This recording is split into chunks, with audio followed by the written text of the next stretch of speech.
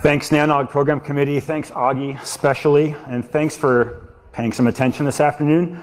My name is Andy Smith. I work at Cisco. I spend a lot of time working with our cable operators on their network strategy and evolution. Indeed, I've spent a lot of my career doing that, engaged with the cable companies. But there's some things I can't do. I can't fix your HBO. I can't fix your set-top box. There's certain limits to what I can do in this talk today, so don't ask about that kind of thing. Actually, many years ago, my wife and I, we lived in South Philly, and you know, when you live in the city, you got to park on the street, and I was trying to find my car, and I'm walking around, and this lady, I have a shirt on that says Comcast, and she says, Comcast, I've been waiting for you for 4 hours. And I'm like, it's not me that you want. But we're going to talk a little bit about modern cable networks and modern networks, modern service provider networks, and some of the problems that the cable operators are addressing, and some of the ways they're going about it. Some of what I'm going to talk about today is actually really specific to the cable industry, especially when we get to the last mile, but really the larger themes of how we address packet switching and routing and optics and automation are applicable to service providers of any size or scope, any contemporary service provider. So we'll start a little high level. We'll talk about what an architecture is. What is an architecture? You hear this term a lot. You hear it a lot from us. You hear it a lot around the industry. Everyone wants to be an architect. Everyone wants to be an architect group. Something like that is like this holier on high kind of position. But what does it really mean, to develop an architecture? Then we'll talk about some base principles in service provider networks and in cable networks, particularly automation and routing and discipline, and what that means in terms of an architecture. And then we'll get into some cable specific stuff that will hopefully keep you all interested for a little while. All right? So architecture is kind of an interesting concept. I mean, an architect that designs a building isn't the same as an engineer. Yet, but why in network engineering or network architecture do we think that architecture is somehow better? What does it mean to build a network architecture? I mean, to me, architecture means consensus or agreement on what the role of a network is supposed to be. But all of us in this room, all of us as leaders, as thought leaders, as senior engineers, as guys that our company lets us fly around and go to meetings about, our job is really to learn and to be able to communicate what an architecture is. And what I mean by that, to communicate an architecture, is to communicate what is the role and the intent of the network. What role does the network play in the business? So let's take a kind of a side view into this and talk about, we'll just use cloud computing as an example to define what is an architecture. So here's a picture. I mean, I don't really know what it is. It's a cartoon. Is an architecture just a bunch of lines and dots and squares? Some people might think so, but I would argue that an architecture is not a cartoon. An architecture is not a Visio drawing alone. An architecture is not just a picture. Here's another one, the view of cloud computing. I see a lot of, and I'm not picking on these companies, I'm just using their pictures as examples, but I see a lot of lines and clouds and boxes. And typically, if you ask an engineer for an architecture, he might come up with a picture like that. Here's one. It kind of looks like a cable plant, ironically, but it gets a little more simpler. It comes back a little bit further. Microsoft, that's interesting. It's the first one that actually involves a person, right? So maybe this cloud computing thing has something to do with people. I don't know. It's still a little bit hard to tell. These guys couldn't be bothered to make a slide. They just took a picture of a whiteboard. Okay, now we're getting somewhere. Now we're getting to where it's simple, right? I have users and I have some functions. Right, now when we say architecture and when we say that we want to be able to communicate what the role of an architecture or the role of the network is, that doesn't mean that you come up with a schematic. It doesn't mean that you're the one who knows everything. It doesn't mean that you're the oracle, that you're in the ivory tower. It means you're able to communicate to people that need to know what it does. That's it. This is the best example. That's an architecture. It goes up, it comes down. Right? And that's really, if you're trying to communicate to someone what is an architecture, that's a great picture. Because the reality is these networks that we operate, the networks that we all work on, that we've committed ourselves to, they're money-making machines. Right? We take data in service provider, we take a piece of data, we transmit it through space, and we bill for the privilege. Right? And the reality is that the network will only ever grow as fast as your CFO says they will. And what are they looking for? A return on investment, right? So when we come up with an architecture, we have to frame the engineering, frame the content, frame the strategy in a way that people understand. And that's what this picture illustrates. So what does it mean? It means architecture means consensus. Consensus means agreement. Consensus is a really hard thing to get. You want to see consensus making in action, like come up to Vancouver in a couple weeks and you'll see it happening, right? It's an ugly process, but that kind of agreement or consensus building is really, really important inside your companies and inside standard bodies. But the technology is just an enabler for the ultimate goal of a service provider network, which is to make money. Now, there's a lot of friends of mine that live in West Philly, and they have a lot of crunchy granola, and they would really disagree with this whole sentiment. But at least as the internet as it exists today, it's a private capital affair that exists to make money. Service provider networks are different than, say, like an enterprise network, right, that you might invest in. Like, why would someone invest in an enterprise network? Ostensibly, it's because you want to increase productivity of your employees, right? And that's a good goal. It's harder to measure. Or why do you invest in security, right? I mean, you invest in security stuff and you're successful if nothing happens. It's kind of like insurance. But service provider networks are cut and dry. If you buy a device, you invest in some hardware, you invest in something, some software, you put it in the network, it should provide a return immediately. If it doesn't, you shouldn't do it. And all the technology du jour, all of what we spend our time on, if you go work on the CCIE, you dive into these kinds of things, people spend their careers on many of those lists of letters. It's all for a goal, which is to produce a return. So what does it mean in cable? So in the cable internet environment, we're actually in a pretty good shape. We don't have a whole lot of legacy. We don't have a whole lot of SONET. We don't have, well, there might still be some somewhere. I mean, some of the charter guys can correct me on that, but there isn't any ATM, there isn't any SONET, there isn't any like circuit-oriented legacy stuff. It's 99% IP over Ethernet.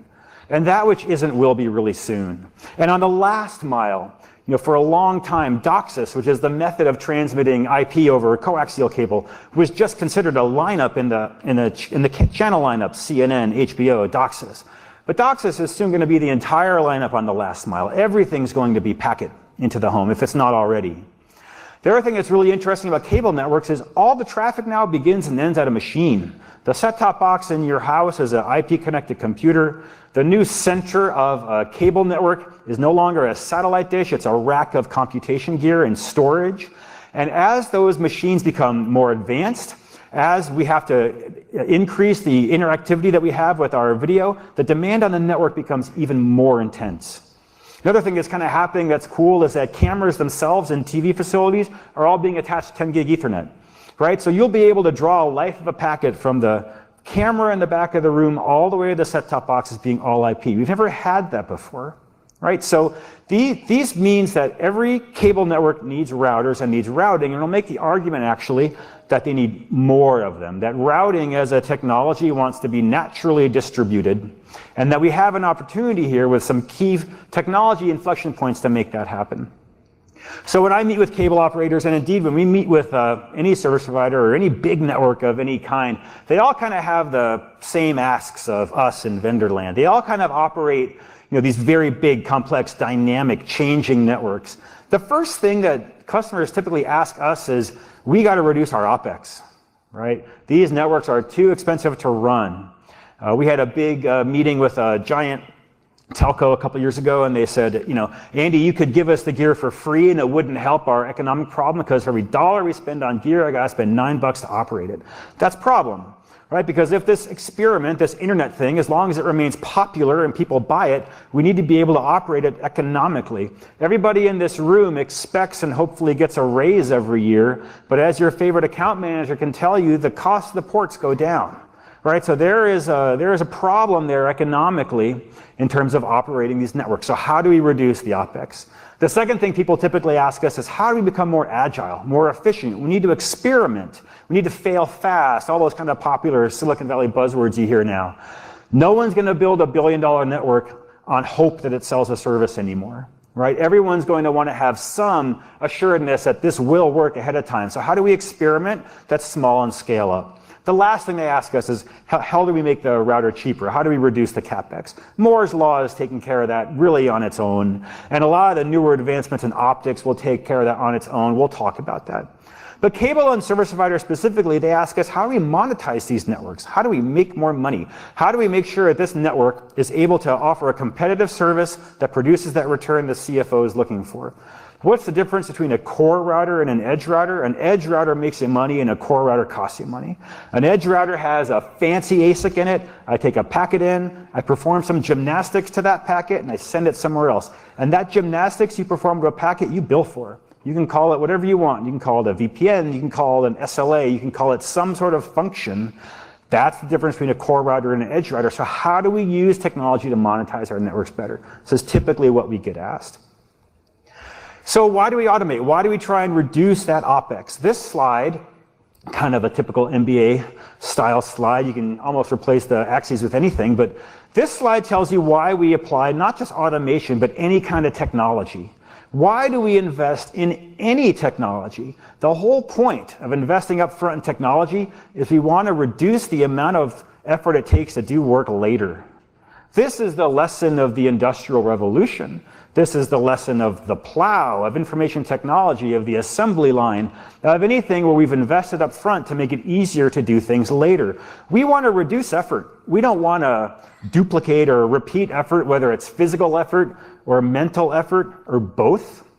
So it's important to think that if we're going to automate these networks, we have to invest up front to get the return later. It's super tempting to jump on that red line, especially if you're the one counting money, because you can just put a few guys in charge of the network and get going right away, which you could say is a little bit more agile, but over time, you'll pay the penalty. I was, many years ago, I was at a cable operator who I won't name, but I was talking to some of the engineers there, and this is a long time, this is like 15 years ago. And I said, what do you work on? What are you working on here? And he said, well, Andy, I'm a CP engineer. I'm like, CP engineer, what's that? He said, I cut and paste. That's what I do all day long, is I cut and paste. And you know, at the time, it kind of made sense. Okay, you're deploying a couple of hundred routers, maybe cutting and pasting config isn't that bad. If the velocity of the config change is pretty low, then yeah, you can get away with it. But that's not what the networks are today. We're going to talk about it, but cable is going to deploy hundreds of thousands of ports for this technology called remote PHY. Cable is under demand to monetize the networks in new ways. The config velocity is changing at a higher rate than it used to. We can't be deploying these networks with CP engineers anymore. Right? A CP engineer is the red line. We need to be on the blue line, which means investing in technology to make tomorrow's work easier.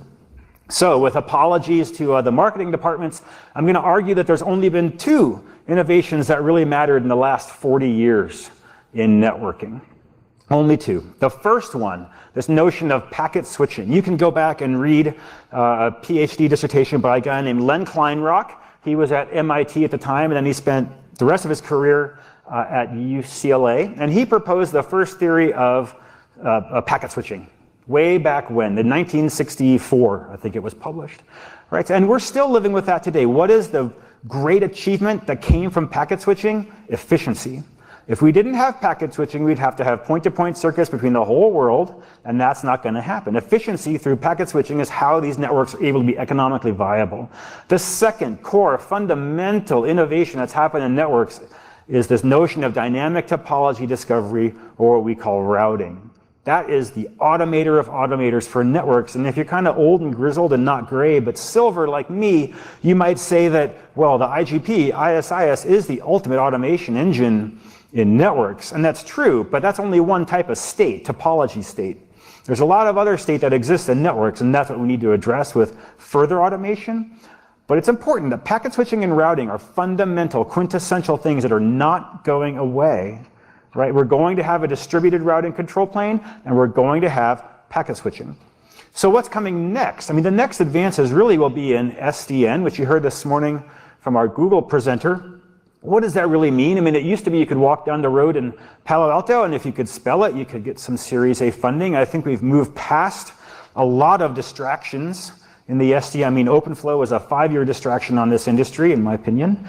But what SDN really means is a function that's logically centralized. An MPLS path computation engine is a perfect example. I can take a global view of demands and install the soft state in the network to accomplish that.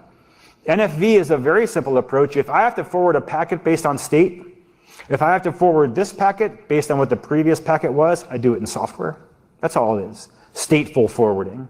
And the next thing that's coming along is this notion of cloud native networking, which is just NFV plus. It really means I have an ensemble of stateless software that can still perform stateful forwarding. But it's really important that these changes are going to be plus. None of these changes replace StatMux, and none of these changes replace routing. They're going to be net additive to what we do. So if routers have 5 crucial properties, right? You can go buy a Linksys or whatever their residential router is. You can go down to Fry's and buy the cheapest router that they have, and it'll have these 2 fundamental properties, which is dynamism and StatMux gain. It knows its place in the topology, which could be as simple as a default route, and it does StatMux gain that we just talked about. There's only 3 levers that we can really pull when we build a system, or any of our peers in the industry build a system that can change the trajectory of a routing system, right? There's distance. How far am I sending this packet, which directly correlates to buffers, which is kind of an interesting talk earlier today. So buffer and optic directly correlates to distance. There's table size. Am I learning 10 routes or 10 million routes? That's a different thing, right? There's how complex is the lookup. Am I just looking up a fixed length 48-byte MAC address or a 20-bit MPLS label, a fixed length? Or am I doing, like Clarence will talk to you about on Wednesday, some very deep V6 SRH lookup that requires some more cycles in an ASIC, right? Those are the only 3 levers we can really pull.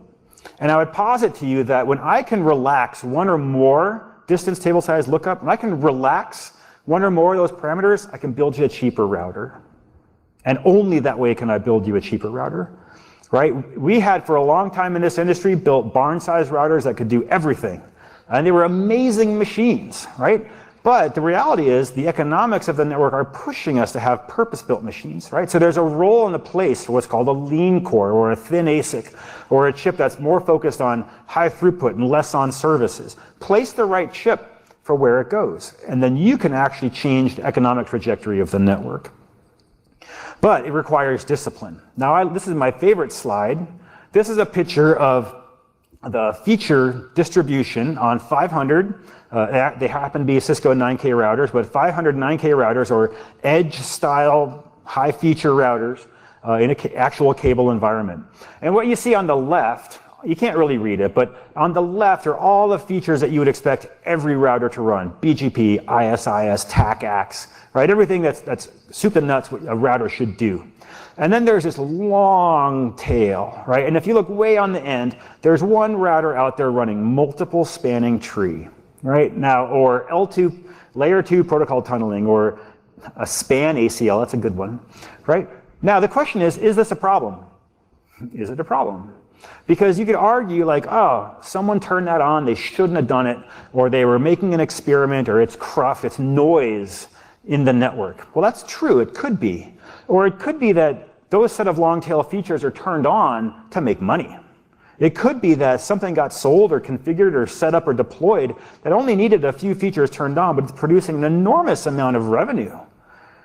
This is the art of what we do, is we have to balance the perceived complexity of the network, as shown in this picture, with the demand of the network to produce that return. That's the art of a service provider network, right? Because maybe it turns out that long tail is actually really important for making money. Now, you could say, as an architect, as leaders in your network, that, well, I don't care about that. I want to automate the network. I want to make sure all the state is in my central database for config, and I'm just going to chop that long tail off. And I'm going to put in a very simple device everywhere, and if it doesn't work, it doesn't work. And that's fine. You might accomplish your goal of the ultimate automation system, but you might be limiting the return the network can then produce to its owner. So when we work in service provider, there's always going to be a push and pull, a tug of war between the network being automatable, replicatable, disciplined, and the network producing a return that's acceptable, of making money. There will always be a tug of war between the perception of complexity, the perception of sophistication, and the perception of simplicity. It's a hard thing to do. I don't have the answer. No one really has the answer. Only you guys can really know how is it that your network produces a return, and how is it that you can best balance the requirement that the network be agile and produce that return with the requirement that we can't spend $9 for every dollar of CapEx. These are hard things to do. It's the genesis, or really the motion behind a lot of research happening, a lot of effort happening in automation and services. It's kind of a little bit of the motivation with things like SD-WAN to just float over all this stuff, but there's other trade-offs there. The art of what we do is in balancing this. And if you come up with a way to figure it out, you can present at the next NANOG and tell us all about it. So the last thing I'll kind of talk about, and this is a little close to the marketeering side, I apologize, but we at Cisco and some of our peers in the industry are going to embark on a new era of ASICs where we measure the throughput in them in the tens of gigabits, or tens of terabits actually. That's enormous, right? We're going to have, for all intents and purposes, a surplus of routing capacity in a modern router. And the question is, what do we do with it? I think that this gives us a chance to rethink really how we architect big networks. What is it about IPv6 that makes it so appealing? I mean, yes, there's a no-NAT philosophy, and yes, there's people that have been on a V6 crusade for decades. I get all that. What makes V6 appealing to the guy that's investing in the network is that the address space is worthless. It doesn't cost anything, right? So if the address space is worthless and it's okay to waste it, and if by wasting the addresses I get a simpler to run network, that's a good trade-off. Right? If by burning up address space I get a better to run, easier to operate network, that's a good trade. I'm going to posit to you that we're going to be in almost the same place in terms of router capacity, where we're going to have so much capacity, forwarding capacity in soon to arrive routers, that we can place capacity where we've never had it before. We can place capacity in corners of the network where it hasn't really been. We no longer have to constrain routing and forwarding as a precious resource. We can distribute it everywhere. And maybe that means we don't have to be as precise with how we engineer these networks, particularly with how we traffic engineer these networks. Just let the routing protocol do its job. You know, for a long time, IP has run parasitic over something else. It ran parasitic over the phone network. It ran parasitic over SONET, over ATM, over DWDM. We're going to be at a point, I think, in this new world of silicon and optics where IP is the first-class citizen, not a second-class citizen. All right, so I told you I'd talk about cable. Let's talk about cable. So kind of going back to the ASIC discussion, cable is actually right now very packet-oriented. They don't sell a lot of circuits. Everything they sell today is packet-oriented. The IP that goes into your house is packet-oriented. So they're in a prime position to really kind of consider this new world where the network is no longer circuit-oriented completely. And this is not a new concept. There's been an old debate in years, even since Kleinrock had his PhD dissertation in the 60s, about circuit switch versus packet switch. And it's been a battle going on for a long time. And the circuit switch guys have always thrown out this FUD, and the packet switch guys have always won. It's like betting against the S&P 500. You don't do it in the long run. The circuit switch guys said that you had to have connection-oriented networks. The packet guys said no. The circuit switch guys said you had to have ATM. The packet guys said IP. Fast or slow. The circuit guys said, only we're reliable. Well, the packet guys said, no, we can be reliable too. The last argument you're going to hear in the industry is the circuit guys, the OTN guys saying we're cheaper. And maybe today they are. But what's happening in terms of optics and silicon, that's not going to be the case anymore. Particularly, the emergence of new digital coherent optics, 400ZR, ZR+, that you can plug into the faceplate of a router, will change how we consider building metro networks, especially in networks that are very metro-oriented, like cable, right? In cable networks, most of the traffic that you consume is actually produced and consumed right in your same city. Very little of it as a percentage actually goes over a national backbone or a long-haul network. It's all metro-based, right? So this means that in a router, I can say that this port goes across town, the port right next to it goes across the room, and the port right next to it goes up the rack. And I can mix and match as I choose. The black art of optical transport kind of goes away in this picture. So what do we get? Well, we get the two fundamental principles we mentioned earlier, right? In a routed transport environment, we get packet switching that brings us efficiency, and we get routing that brings us automation. If you add to the recipe what we at Cisco and a lot of our peers in the industry are working on, which is lots of APIs that are present in software. We've kind of gone through this motion of going through open, no one wanted just a CLI router, and then everyone swung towards we want everything to be open source, and that's a little bit too much, and the industry seems to have settled on APIs being this happy medium where it's safe, but I still have enough rope to hang myself, right? We expose enough APIs in our modern software to let you do pretty much whatever you want, from just changing a config line to tickling the ASIC directly. If you want to automate the network inside out, we give you a way to do it. There's new ways of building the control and data plane. SR that Clarence talked about is a great way of scaling the data plane in a network and making sure that we can do it at scale very fast. We have new ASICs and we have new optics, right? So when you combine all of this together, we can really think a little bit different about modern cable metro networks and modern service provider networks. The big goal is that we no longer channelize the system. And interestingly enough, this is the same thing that's happening on the DOCSIS last mile. Today in cable, we have 6 megahertz channels, and each one carries about 38 megabits in the downstream. And today in the metro network, we have 50 gigahertz channels, and each one carries about, well, 10 gigabit or 100 gigabit, depending what you put into it. We're going to merge all that together, right? The spectral efficiency of these networks will go up tremendously. And because we'll be doing a lot more routing, we'll be able to automate it. And because we're doing it in the routing world with pluggables, we'll be able to interoperate it. The same way that we expect data center networking to work, and I take a router here and a router there and plug it in and they come together, it's the same way we're going to build metro networks and cable networks. And it's a good thing too, because the growth in most service provider networks these days is indeed in the metro, and that's where we need some new technology. All right, I'll give you a little bit of peek what's happening in the last mile in cable.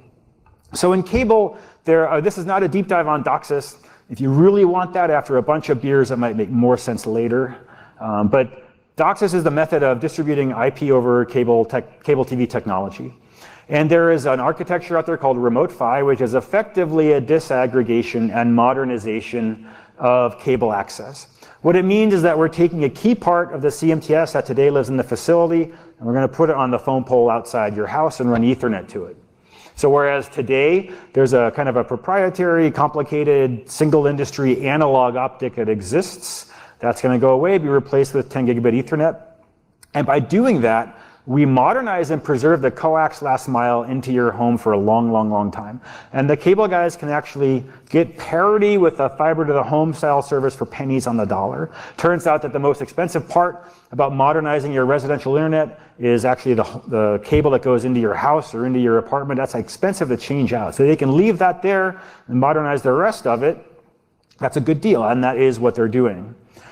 For us, for guys that live in the IP world, well, now all of a sudden it's IP and Ethernet going down to this new device in the outside plant that they called a remote PHY node, remote PHY device. But like the rest of the network, that means we can now use StatMux and we can use routing, the two fundamental base principles of IP networks in this new part of the network where there's never been packet switching technology before. So just like in the transport part of the metro, where we're going to adopt 400ZR and silicon and new automation schemes, we can apply that same kind of technology here in the last mile, and we can build a network that's truly new. In service provider, there's not that many greenfields happening. This is one of them, and it's an opportunity to build something that's really new and really progressive, and we don't have to do things necessarily in the old way.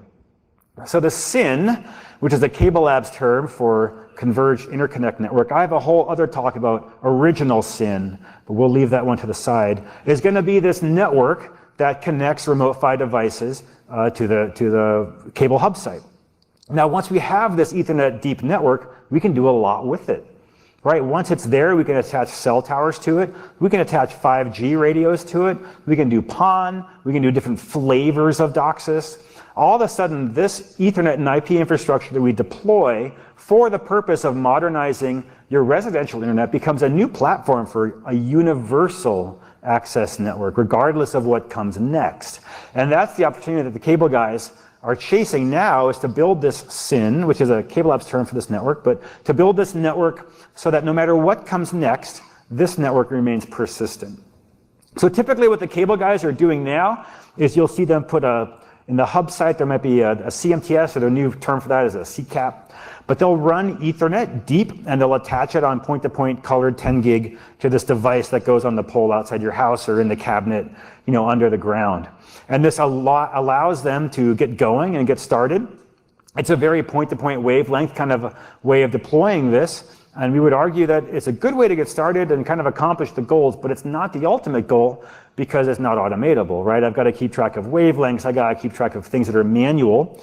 So what we're kind of proposing in the industry and what we'd like to see us collectively build is to actually put routing technology in the outside plant of a cable device, what we call a FAR, field aggregation router, right? And this would allow the MSO to place a routing element on the pole outside your house. and use a coherent optic to light that up at 100 or 200 gig or some number.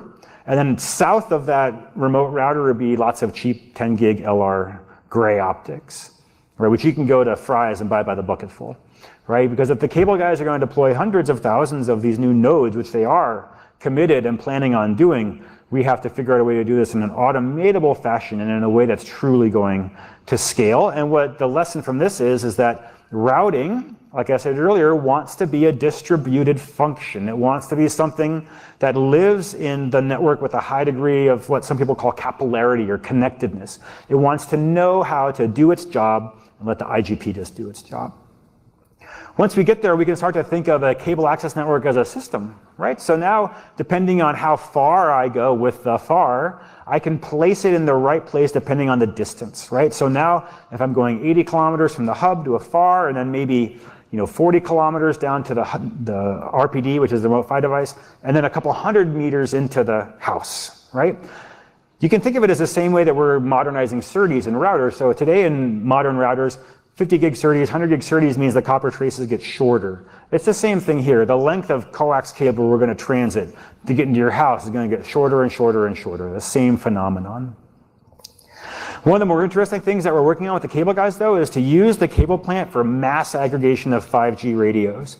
If you think you're going to deploy then tens of thousands of like 6 gigahertz or some really high frequency millimeter wave style radio for internet access around a city, the cable plant is actually a really interesting way to do that, because once we modernize it with this remote PHY style technology, the cable plant is everywhere, which it is today. It has bandwidth, which it will with this, and it has power. That coax cable that runs down the street actually has 90 volts of AC power on it. Why 90? Because at 91, you need a licensed electrician to work on it. So, they know what they're doing.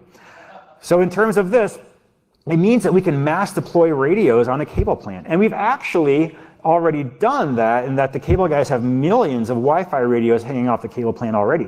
So there's already an analogy to do this kind of thing. So we can think of a future where maybe there's a bring your own spectrum kind of arrangement where, I am an MNO and I bring some spectrum and I give it to the MSO and they announce it on their radios, just like how you might bring IP space to a ISP today. This kind of thing is going to be a really interesting evolution of the last mile. It's the last mile enabling another last mile. Right now, whether this makes business sense yet is an interesting proposition, but the technology is getting there, and we're working with Cable Labs, and we're working with a couple interesting progressive MSOs to kind of make this happen. All right, so a couple of final thoughts, and I'm ready to accept all of your questions and flames. So we have a couple of major decisions to make, not just in cable, but around the service provider industry, the NANOG community. This new network that we're building, this SYN, is it going to be single purpose or multi-purpose? It's a big question. This moment in cable feels very much like the 18 years ago when we worked on the very first triple play networks, right? And back then, triple play was the right thing to call a voice video data network, a converged voice video data network, because in baseball, a triple play is difficult and rare. And back then, converged voice video data was difficult and rare. No one now, I think, would argue that that was the wrong thing to do. It was the right thing to do. Convergence was the right thing to do. But now when we go to modernize the last mile, and there's demands for last mile DOCSIS technology, last mile Ethernet technology, last mile cellular technology, should we build a converged network again? And I would argue yes, that the lessons learned, you could argue about some details, but the lessons learned from triple play 18 years ago are still valid, that convergence matters. Triple play was a horizontal convergence of services. When we put the optical transponder in the router, we have a vertical convergence of infrastructure. So when you think about what's possible in a greenfield, which this is, we have an opportunity to build something that's actually really new. Packet optical, it's going to happen. You guys are going to see it show up. The economics are going to make it happen, probably more than the roadmap that you see from a vendor. There's a new world kind of happening in terms of the manufacturing ability of optics, of pluggables in particular. We'll be able to manufacture pluggable optics with the economics and velocity of ASICs. So no longer will there be guys with tweezers that assemble these pluggables. They'll be able to churn them out at a very high volume. And there are some very big web guys out there that want a very high volume of these 400 ZR and ZR plus optics, and they will drive the cost down. right? So whereas 20 years ago, we might have drafted in, the cable industry might have drafted in the wake of the telcos in terms of how they invested, now we're going to draft in the wake of the very big web guys. And that means pluggable optics that are very agile and very cost efficient. In terms of architecture, I would argue that if we're going to have a surplus of bandwidth, that milliseconds will now matter more than megabits. That the latency is going to be the deciding factor on how we build networks. And you can actually already see this in the MEF specs. In MEF, they say if you're going between point A and B, then as the crow flies, you should not have a latency higher than some number, right? What that really means, though, is that we can't change the speed of light, right? If you can figure out how to change the speed of light, then there's a Nobel Prize in it for you. But what we can do is change the topology. What we can do is change the topology of the network to be much more interconnected. We can change the topology of the network such that compute is placed much more strategically in the network. Typically, applications that care about latency aren't very high in terms of the bandwidth they require. It's really easy, especially in cable, to conflate the volume of the traffic with the value of the traffic, right? And high volumes of traffic sometimes aren't all that valuable. They're just a cost of doing business. But that guy's heart monitor that sends a ping every couple of seconds, that's pretty valuable. Or Siri on your phone, or any of the voice to text kind of things that depend on a real low latent connection, that's not a lot of bandwidth, but it's super useful. Right, so milliseconds are going to matter more. There's a lot of effort in DOCSIS to reduce the latency, the round trip time of the scheduler it's called, and in the rest of the network, the only way we can really reduce the latency outside of someone figuring out how to make lasers go faster is to change the topology of these networks, and that's where the pluggable optic, the connectedness of the network, and modern silicon really come in. Automation, I like to tell the customers I work with that automation is not a product you can buy off the shelf. It's not a product, it's a lifestyle. Like it's a way of viewing how humans interact with the network. And kind of to the next one, people, if you have a engineer on your staff and he knows how to do config term and int main void, keep that guy. Do whatever it takes to keep him happy. At the same time, I'm still a big fan of things like the CCIE or JNCIE because they're hard, right? And they teach you not how a routing protocol works, they teach you how to be humble, is really what comes out of that. So challenge your young engineers not only to code and know how routers work, but to do things that are difficult, and you'll shape a real good engineer for the future. Then finally, I like to encourage the cable guys to really get involved in standards. It's important. It's important for things like this. It's important for IETF, it's important for MEF, it's important for OFC, IEEE. We need operators to really contribute some real world feedback in how we build technology, not just to us, a vendor, but to the ensemble of vendors and operators that exist in standards bodies.